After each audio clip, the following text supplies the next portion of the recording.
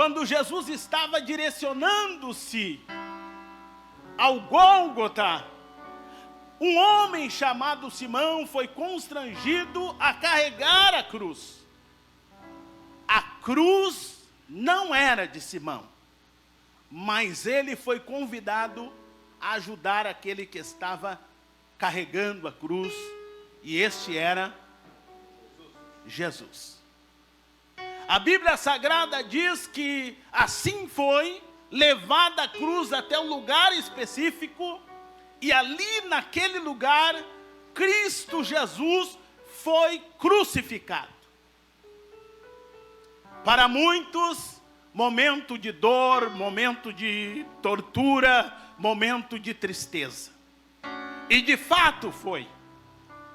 Quando Maria, a ela foi anunciado o nascimento de Jesus, o anjo havia declarado para ela que o seu filho Jesus seria o bendito do Senhor. Mas no mesmo Evangelho de Lucas, quando ela está no templo, na ocasião da apresentação de Jesus, um homem chamado Simeão disse para Maria: Maria, teu filho vai ser uma bênção, sim, mas ele também vai servir como uma certa discussão, haverá por intermédio dele ou por causa dele.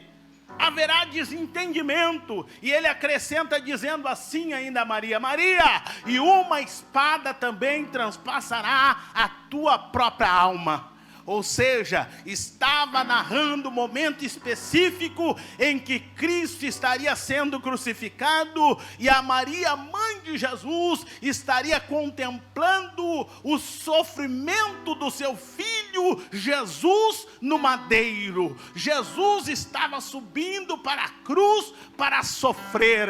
Mas isso nos leva a lembrar a expressão do profeta Isaías, que já dizia assim, que ele, Jesus, tomou sobre si todas as nossas dores, o castigo que nos traz a paz estava sobre ele, e as suas pisaduras, por elas nós fomos sarados.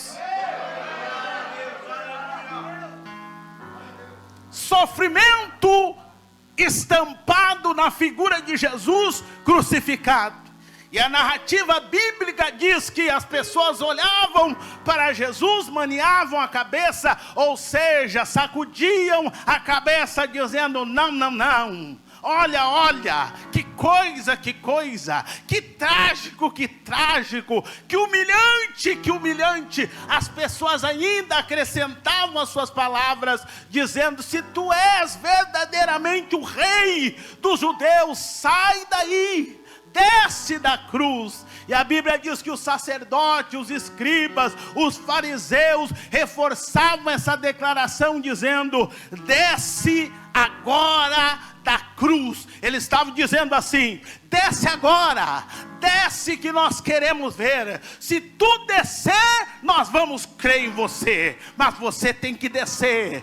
Você precisa descer para nós acreditar. Mas na verdade, irmãos, Jesus não podia descer. Se Jesus descesse, pessoas deixariam de crer em Jesus. Se Jesus descesse, uma minoria poderia dizer que acreditava pelo fato dele descer. Mas como ele não desceu, uma maioria iria crer no seu sacrifício, iria crer no seu sofrimento. Jesus não podia atender esse pedido, porque se Jesus descesse da cruz, muitas coisas poderiam acontecer. Se Jesus descesse da cruz, muitas coisas poderiam não acontecer. Eu quero trazer uma aplicação. Pois quando falamos de cruz no contexto do desafio jovem, nós falamos sobre responsabilidade. Quando nós falamos sobre cruz no contexto de recuperação, nós falamos sobre compromisso. Quando nós falamos sobre cruz no contexto do desafio jovem, nós falamos sobre chamada, vocação. Porque a Bíblia diz que Jesus, em certa ocasião, ele fez um convite e disse: aquele que quiser vir após mim, tome a sua cruz, cada um a sua cruz, a cada dia, e siga-me. Ou seja, a cruz, no contexto do desafio jovem, é um compromisso. Então nós podemos entender no sentido figurado, para que você compreenda, que quando você aceita ficar no desafio jovem, você está tomando espiritualmente uma cruz. Quando você diz assim: eu quero ficar, você está tomando a cruz. E você aceita Jesus. Então você está disposto a caminhar. E de igual forma, assim como Jesus foi chamado para descer, muitas vezes nesse decorrer do processo de recuperação, você também é intimado pelos infernos, pelo inimigo das nossas almas, a descer, a largar a tua cruz. Larga ela, solta ela. E eu posso dizer isso de cadeira, porque eu passei por isso, e eu me recordo muito bem. A Bíblia fala sobre a sua humilhação. Pois ele, sendo Deus, não usou por usurpação ser igual a Deus, mas se esvaziou em si mesmo, tornando-se semelhante aos homens, e fazendo-se como forma de homem, se humilhou até a cruz, sendo obediente à morte da cruz. Ou seja, ele não podia descer, porque ele precisaria passar pela humilhação, pois após a humilhação viria a sua exaltação.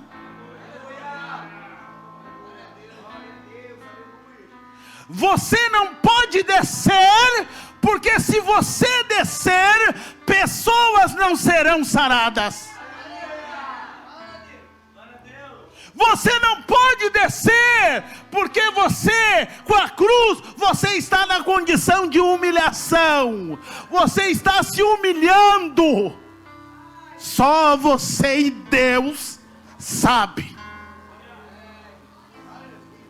que pela vida que você vivia, você jamais estaria sentado num culto como esse. Só você e Deus sabe o jeito que você era. Você não iria estar aqui quietinho ouvindo. Você não estaria aqui sóbrio. Mas você resolveu tomar cruz. Você se humilhou. Você está se humilhando. Deus vai cumprir a palavra em tua vida. Hoje você desce, pois o Senhor vai te levantar. A Bíblia Sagrada diz: a um ele abate, a outro ele exalta. A Bíblia Sagrada diz: aquele que a si mesmo se humilha será exaltado. Jesus não poderia descer da cruz, porque se Jesus descesse da cruz, não haveria paz entre nós e Deus. Como é isso, pastor Edson? Eu já te digo. O apóstolo Paulo, na sua carta à igreja de Éfeso, o apóstolo Paulo, ele fez uma afirmação muito pertinente, que o Espírito de Deus me trouxe ao coração. Efésios capítulo 2, irmãos. A Bíblia diz assim, olha que coisa maravilhosa. Deus é tão grande. Capítulo 2, versículo 1 diz assim: e vos vivificou, estando vós mortos em ofensas e pecados, em que noutro tempo passado andaste segundo o curso deste mundo, segundo o príncipe das potestades do ar, do espírito que agora opera nos filhos da desobediência, entre os quais, disse o apóstolo, todos nós também antes andávamos nos desejos da nossa carne, fazendo a vontade da carne e dos pensamentos. Mas Deus, versículo 4, que é riquíssimo em misericórdia, pelo seu muito amor com que nos amou, estando nós ainda mortos em nossas ofensas, o que Ele fez, pastor Edson? Ele fez o mesmo que aconteceu por Jesus não haver descido da cruz. O que aconteceu? A Bíblia diz que quando Jesus expirou, muitos salvos que haviam morrido em Cristo ressuscitaram e foram vistos. Pessoas testemunharam a ressurreição de santos que haviam partidos em Cristo. Ou seja, se Jesus descesse, nós não teríamos sido vivificados. Por isso que Jesus não desceu da cruz. Eu olho para o desafio jovem e o contexto geral. Sabe o que eu vejo, irmãos? Ábdo, sabe o que eu vejo? Se o irmão Jorge tivesse largado a sua cruz, nós não estaríamos aqui. Se o irmão Milton, se ele tivesse largado a sua cruz, nós não estaríamos aqui. Se eu tivesse largado a cruz, quem sabe eu não teria a minha família que tenho hoje. Se você largar a cruz, quantas coisas estão comprometidas? Eu poderia fazer uma lista de coisas que acontecem com pessoas que largam a cruz. Mas eu prefiro fazer uma lista das coisas que acontecem com as pessoas que não largam a cruz. O que acontece, pastor Edson? A Bíblia diz que os frutos desses são frutos permanentes. Quem não larga a cruz, seus frutos são permanentes. Quem não larga a cruz, colhe muitos frutos. A Bíblia diz: aquele que carrega a preciosa semente, andando e chorando, ele voltará. A Bíblia diz assim, sem dúvida, ele voltará sem dúvida, com toda certeza, trazendo consigo seus molhos. O que quer dizer isso? As sementes que você tem semeado com lágrimas, você vai colher os frutos disto.